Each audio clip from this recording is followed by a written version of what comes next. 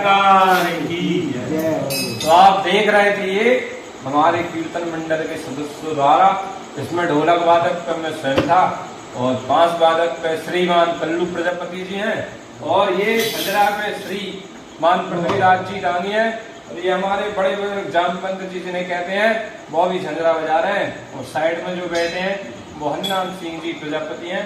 इसी के साथ ये कीर्तन में आनंद आया नहीं ये आप बताएं।